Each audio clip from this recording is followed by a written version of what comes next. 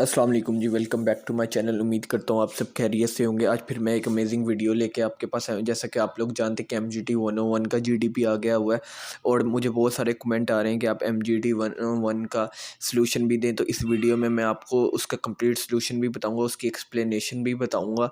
तो आपने वीडियो के एंड तक देखना है। मैं अपनी हर वीडियो के शुरू में असाइनमेंट और GDP और क्विज़ के यही कहता हूँ कि आप एज इट इज़ कॉपी ना कीजिएगा, कुछ ना कुछ अपना ऐड ज़रूर कीजिएगा। इससे आपका ही प्लेजरिज्म लगेगा, क्योंकि ये काफ़ी लोग वीडियो देखते हैं तो सारे एज इट इज़ कॉपी कर जाएंगे तो प्लेजरिज्म लग जाएगा।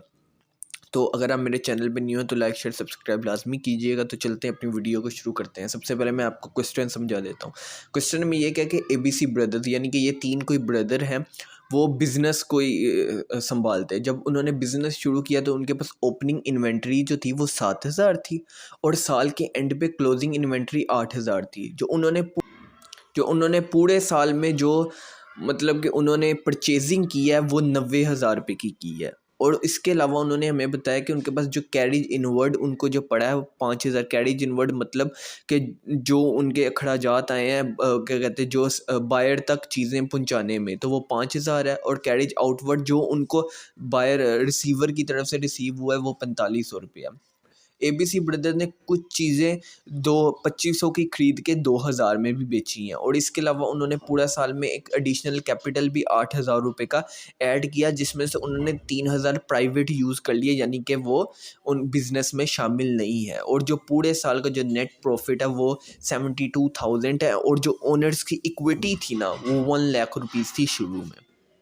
क्वेश्चन में उन्होंने हमें ये सारी चीज़ें दी हैं कि ओपनिंग इन्वेंट्री 7,000 थी, क्लोजिंग 8,000 थी। उसने पूरे साल में जो परचेजिंग की है वो 90,000 की है। कैरेज इनवर्ड यानी कि जो उनके अखराजात आए हैं रिसीवर के घर तक चीज़ें पहुंचाने का वो 5,000 है। और जो रिसीवर की तरफ से उन्हें रिसीव हुआ है बदले में वो 4,500 रुपये, यानी इसमें भी उन्हें थोड़ा घाटा पड़ा है।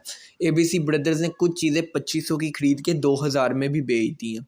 और जो ओनर ने एडिशनल 8,000 भी ऐड की, जिसमें से 3,000 उसने अपना प्राइवेट यूज़ के लिए रख दिया। हमने फाइंड क्या करना है? हमने फाइंड करना है कॉस्ट ऑफ गुड सोल्ड, कि जो हमने चीज़ें बेची हैं उसकी हमें कॉस्ट कितनी आई है।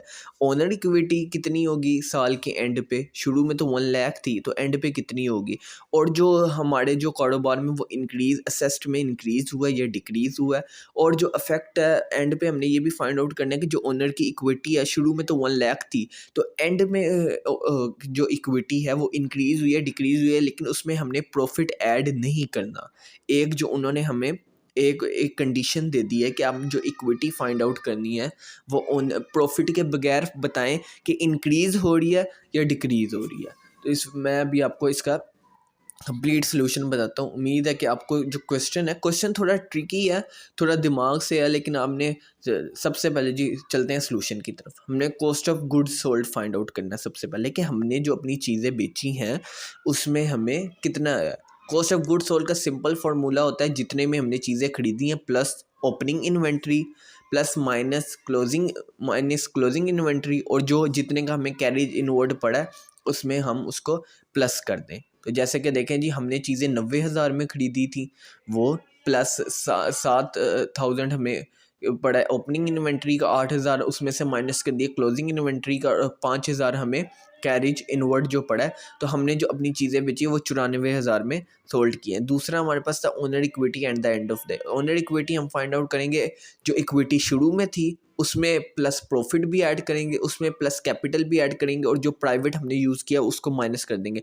जैसे कि 1,00,000 शुरू में थी, उसमें हमने 72,000 प्रॉफिट ऐड कर दिया, प्लस 8,000 जो उसने कैपिटल था वो ऐड कर दिया, और जो 3,000 है वो प्राइवेट यूज़ है वो निकाल दिया। तो 1,77,000 उसकी इक्विटी थी।